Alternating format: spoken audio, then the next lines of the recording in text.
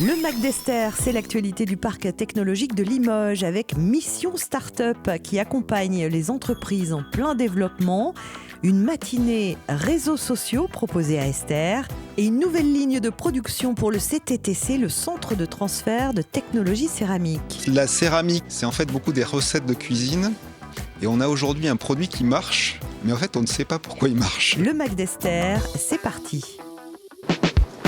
Ça démarre au quart de tour, la pensée fait des tours, et plus la montre tourne, plus tu perds le nord.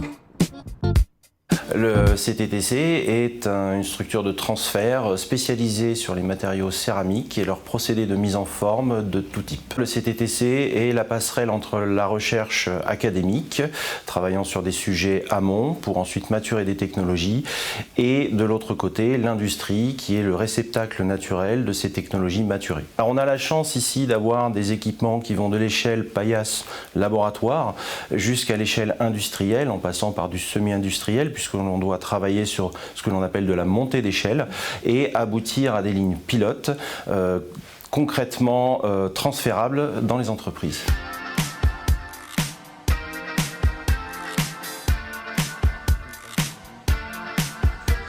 L'industriel qui nous a fait confiance depuis de nombreuses années cherchait à industrialiser des matériaux céramiques alors que lui-même n'est pas un céramiste, donc il avait besoin à la fois de l'expertise sur ces matériaux, en passant par la formation, la connaissance des limites et des avantages et des performances de ces matériaux-là, pour ensuite pouvoir se positionner comme un réel fabricant de pièces céramiques.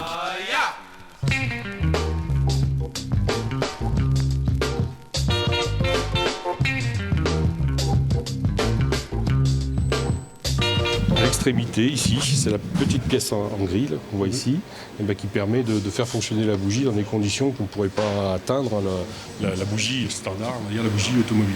La céramique, elle est pertinente parce qu'elle permet des caractéristiques, des performances que vous ne pourrez pas atteindre les autres matériaux, on va dire les métaux.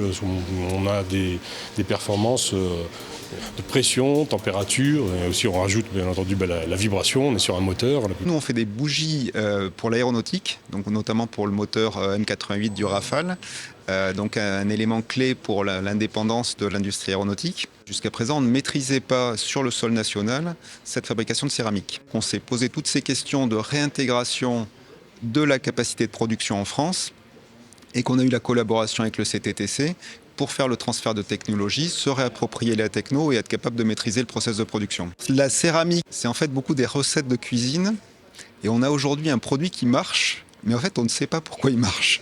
Et donc tout le travail qu'il va y avoir avec le CTTC, c'est d'essayer de bien comprendre quels sont les éléments clés du process qui font que ça fonctionne et qu'on obtienne des céramiques avec les bonnes caractéristiques pour bien maîtriser ce process-là, former nos collaborateurs pour ensuite le réintégrer sur notre futur site d'Angoulême, où là on sera complètement intégré sur la chaîne de production et dans l'environnement de fabrication de la bougie complète. Sur cette opération, il y a un accord commercial, bien évidemment, entre le CTTC et le client AEVA. Le CTTC rend des services, à ce titre-là il est rémunéré, et ensuite AEVA de son côté fait le nécessaire pour ses propres financements en fonds propres ou avec des subventions. Nous avons un mode de financement qui est essentiellement basé sur de la prestation de R&D, d'industrialisation, de mise en place de lignes pilotes, mais également une aide très conséquente de la région Nouvelle-Aquitaine qui nous aide à garder une avance technologique que l'on peut ensuite proposer à nos clients.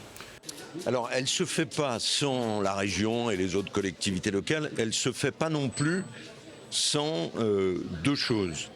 D'abord, un saut technologique, ce qu'on appelle les technologies additives, qui permettent de dépénibiliser une partie du travail industriel et donc rendre le travail industriel plus attractif, sans des investisseurs familiaux. C'est un peu le mantra de la région, hein, parce qu'on sait que ces emplois restent dans le territoire au travers d'ETI, et là, avec le groupe lyonnais qui a repris Aquitaine Électronique, c'est une grosse ETI. Et puis sans qu'il y ait des centres technologiques, on en a 38 en Nouvelle-Aquitaine. Sans fonds publics, on partirait de plus loin, on mettrait beaucoup plus de temps à aboutir au résultat. Donc c'est un formidable accélérateur et un effet levier conséquent pour développer les entreprises par l'innovation. Si on additionne la totalité des investissements qui sont sur cette ligne, on va monter à des sommes qui dépassent le million d'euros. Et la région soutient complètement notre projet et effectivement est partie prenante de cette réindustrialisation et de notre montée en compétences. Alors je ne vais pas dire que c'est l'élément déclencheur, mais ça nous a quand même beaucoup aidé dans le montage du dossier. Il faut y se projeter à 5 ans, 10 ans, 15 ans, 20 ans. Pour ça, il faut identifier des secteurs d'activité sur lesquels on va pouvoir être compétitif et sur lesquels on va pouvoir avoir un avantage relatif par rapport à nos concurrents. Ces sujets autour de l'eau, de l'hyperfréquence, de la céramique sont des sujets centraux sur lesquels on doit pouvoir avoir des retombées économiques. À nous de les accompagner.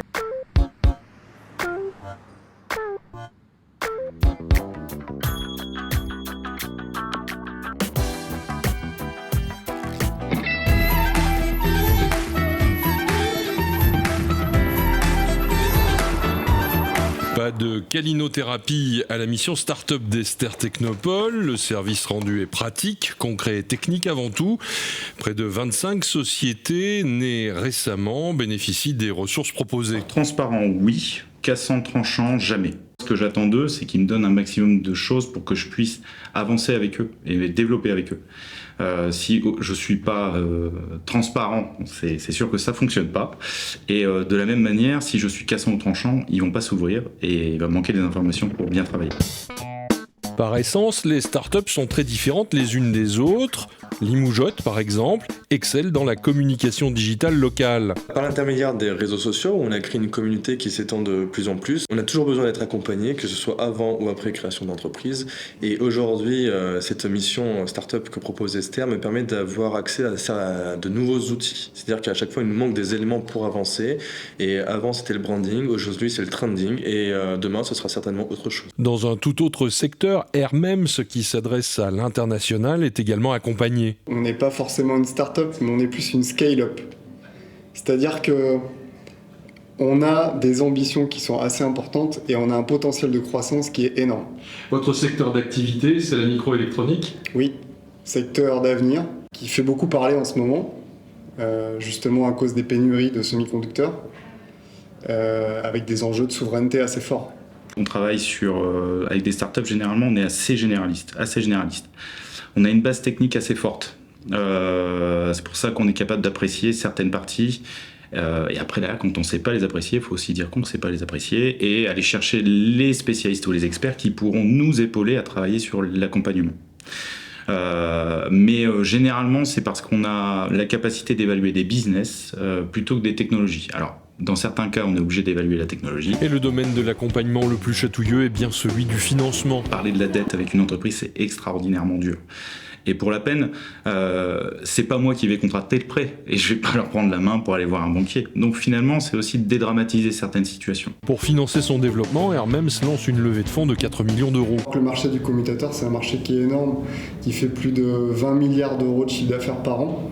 Et on compte bien prendre une grosse part de ce gâteau. Et pour ça, il faut qu'on se structure industriellement. Et c'est tout l'enjeu de la levée et des levées successives que l'on veut mener pour pouvoir se structurer industriellement et adresser ces marchés-là. Des startups, c'est de la réflexion H24. Et des fois, on réfléchit dans le vent. Et le fait d'avoir des petits rendez-vous qui restructurent et remet un bel objectif en face de soi permet de mieux avancer dans l'entreprise.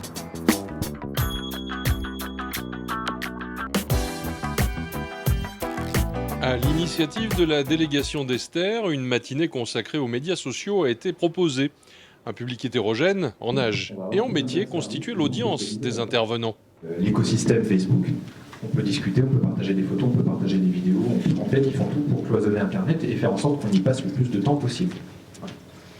Alors déjà, quand on voit ça, il en existe d'autres, mais les principaux sont ici. En tant qu'entreprise, on peut commencer à réfléchir. C'est de plus en plus du bon sens d'ailleurs, plus que de la technique. Aujourd'hui, il y a de plus en plus de systèmes no-code qui existent, qui permettent de créer et de publier du contenu sans forcément être développeur ou technicien. Et aujourd'hui, l'enjeu, c'est plutôt d'arriver à comprendre à qui on s'adresse, de comprendre quelles sont leurs attentes, leurs points de friction, leurs problématiques au quotidien, pour essayer de produire des contenus à forte valeur ajoutée qui répondent à leurs attentes. On a des contenus qui vont pouvoir être publiés en fonction de la maturité de vos clients. Ils vont se traduire par des types de contenus très variés. Souvent, quand on pense contenu, stratégie de contenu, on va penser photo, vidéo, texte. Et en fait, il y a plein de formats différents qui peuvent être adaptés.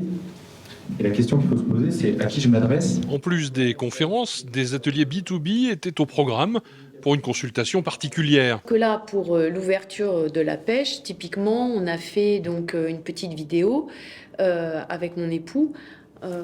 Voilà, on a essayé que ça soit rigolo en fait, parce que comme disait votre collègue, en fait, il faut pas. Celle-là. Oui, voilà, c'est celle-ci. Oui, moi je me sens pas du tout experte en fait. Voilà, j'ai l'idée, je pense être assez créative, mais après j'ai pas la compétence en fait technique. Et après, comme je disais tout à l'heure, en fait c'est plus de l'instinct, du feeling. Mais après, voilà, moi j'essaye de m'entourer aussi. De personnes qui ont les compétences techniques. Mais après, c'est vrai que c'est bien par rapport à ce positionnement, par rapport à la cible, par rapport à l'élaboration de contenu. Tout ça, c'est important de connaître ces aspects-là. Je vois ce que fait madame sur son profil Instagram, elle a de très bonnes pratiques. Et c'est aussi là où après on peut aller chercher d'autres choses. C'est-à-dire qu'on sait ce qui marche bien sur Instagram. Si les personnes sont capables de le faire bien, tant mieux. Donc on va les encourager à continuer et aller chercher d'autres pratiques pour aller encore plus loin. C'est ce qu'expliquait Johan auparavant. Ouais. Mais là, déjà, le contenu que vous proposez, il est très bien. Je viens d'arriver sur le site. Le site, il est... Alors, j'ai l'impression que c'est très artisanal, c'est très familial. Et Est-ce que c'est pas ce que les gens vont rechercher, peut-être ? En communication numérique, comme pour l'ensemble de la com, il n'existe pas un livre de bonnes recettes. Il faut avoir en tête les règles de base, l'intérêt, la qualité, la régularité. Alors moi, je suis pas très fort pour raconter des histoires, mais... En tout cas, c'est pas non plus juste une liste de mots-clés. Voilà.